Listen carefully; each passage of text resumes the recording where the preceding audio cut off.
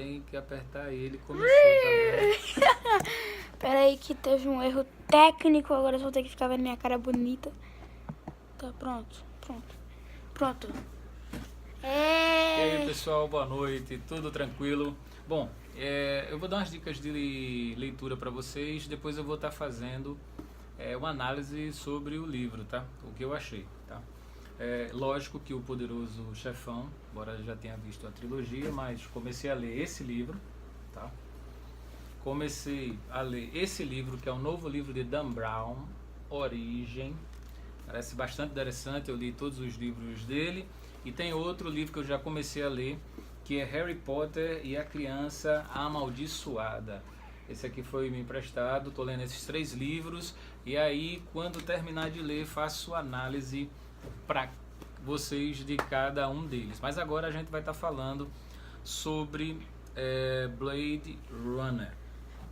Tá? Antes de Rafael falar sobre Blade Runner 2049, que a gente assistiu segunda-feira, é importante a gente entender alguma coisa sobre Blade Runner, né? Até porque o filme foi de 1982 e tem uma incógnita, porque foi uma das piores bilheterias, e aí a gente vai estar falando porque seria uma das piores bilheterias, embora seja um dos 3 clássicos do cinema de ficção científica, né?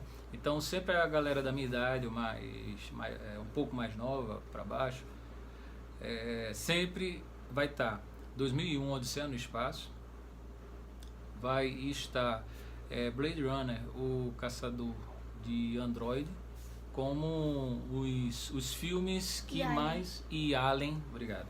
E Alien, o Oitavo Passageiro, como um dos 3 filmes na parte de recall. Quando a pessoa fala ficção científica que te marcou o filme, ou a pessoa vai dizer um desses 3, geralmente o que vem em primeiro lugar, que é um divisor de águas, 2001 Odisseia no Espaço, de Stanley Kubrick, que é justamente um divisor de água na área de ficção científica, pelo ano em que foi feito.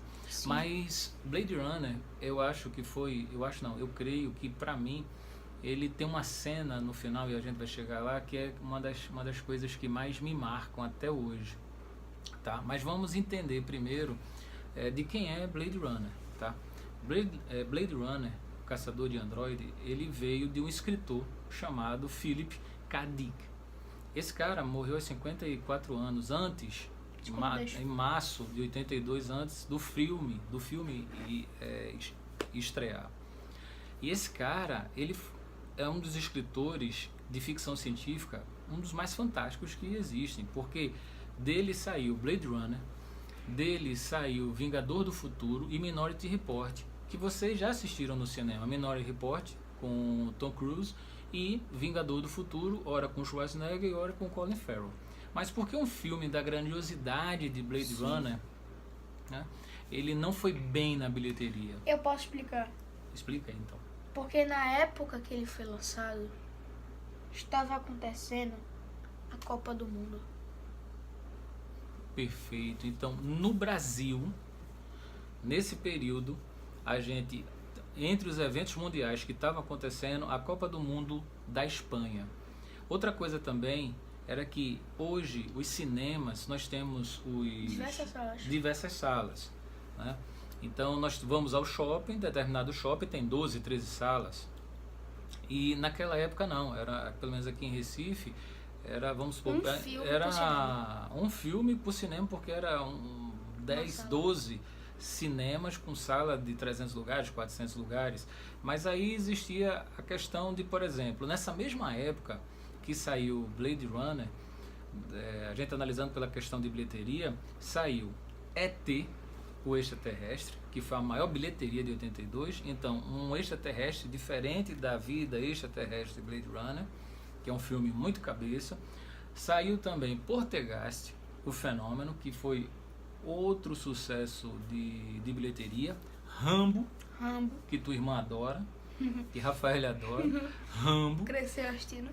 E vários Porcs, que é uma comédia, como é que eu digo, uma comédia picante tipo American Pie, só que muito mais picante que American Pie. Então, quer dizer, todos esses filmes, eles foram lançados, e teve outros que agora eu não estou me recordando, foram lançados em 82.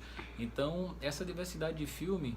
E outra coisa, o ator principal, como é Harrison Ford, ele vinha de um ano anterior de Indiana Jones. Então, quando a pessoa ia assistir Blade Runner, que assistia, via que ele não era o Indiana Jones. Então, isso decepcionava o público.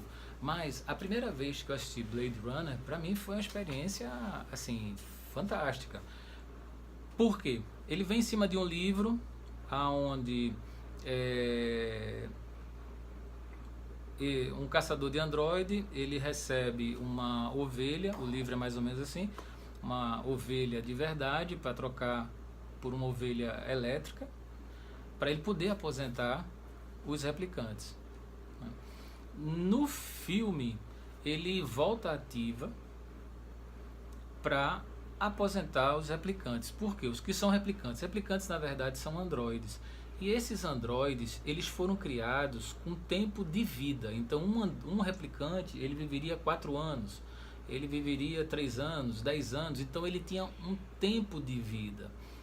E aí é quando o dilema do filme começa, porque Rutger Hauer, muito novo, ele faz o replicante Roy, e ele quer ter mais tempo de vida, ele quer viver mais.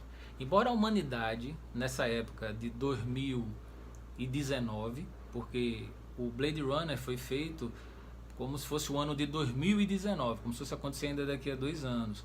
E havia uma chuva ácida, chovia direto, a parte assim da ficção é uma coisa fantástica, fabulosa, a parte criacional, né? Totalmente diferente do que já havia sido feito na parte de ficção científica. E aí ele começa a aposentar, mas na verdade o aposentar do caçador de androide é matar. E Roy, ele faz uma rebelião, porque o replicante ele era feito para não pensar, mas só para executar a missão. Então, por eles serem mais resistentes, mais fortes, eles iam para outros planetas para colonizar e para serem escravos. E aí, quando ele se revolta com mais 5, são 6, eles fazem a revolta, matam vários humanos e voltam para a Terra. Quando eles chegam na Terra, eles foram proibidos de virem para a Terra. Harrison Ford volta a ser chamado para caçá-los, e aí começa a caçada. Então esse filme ele me marcou particularmente porque, primeiro, a questão que eu via no filme era que os replicantes, o dilema era, eles tinham alma ou não tinha alma? Por que esse sentimento de brevidade? Por que ele querer viver mais? Então, a última cena do filme de Blade Runner é fantástica. Ele está em cima do prédio, ele está sentindo o Roy, né, que ele vai morrer, porque ele já tem invadido a Tyrell, que é a empresa que faz os replicantes, e ele chega para o criador dele e diz assim: eu quero mais tempo de vida. E o criador olha para ele e diz assim: eu quero viver. Ele fez o Tyrell diz assim para ele: a prova do meu amor por você é que eu limitei o seu tempo de vida, mais ou menos assim. E o Roy, ele olha para o criador dele e diz assim: se você me amasse, você me fazia ser eterno. E aí quebra a cabeça dele e mata-o. E tem uma hora do filme que ele começa, o Deckard, né, que é o personagem de Harrison Ford, começa a matar um por um, mas o Roy é muito forte. E aí ele começa, como ele sente que a vida dele está indo para o final, ele procura matar o Deckard. Até um momento, que esse momento é fantástico, se vocês forem no YouTube, eu acredito que deve ter uma ruma de vídeos, que é Lágrimas na Chuva. Que é justamente o seguinte: ele está na chuva, ele está vendo Deckard lá, pendurado, para morrer, e ele poderia deixar o cara morrer. É o que é que ele faz? Ele está com uma pomba branca, ele pula de um prédio para o outro, isso chovendo, cai do lado do Deckard e fica olhando. E ele lá, o Harrison Ford, com a mão escapando, aí pá, quando ele vai cair, ele segura ele e puxa. E quando ele puxa, ele fala justamente isso. Ele diz mais ou menos assim, que a vida da gente, os momentos que a gente passa, são como as lágrimas na chuva. Quer dizer, a gente não vê. Então, a vida da gente passa como lágrimas na chuva. Porra, isso, pra época, e até hoje, isso é fantástico. Porque você, lágrimas da chuva, você nunca vai identificar na chuva se uma pessoa está chorando ou não.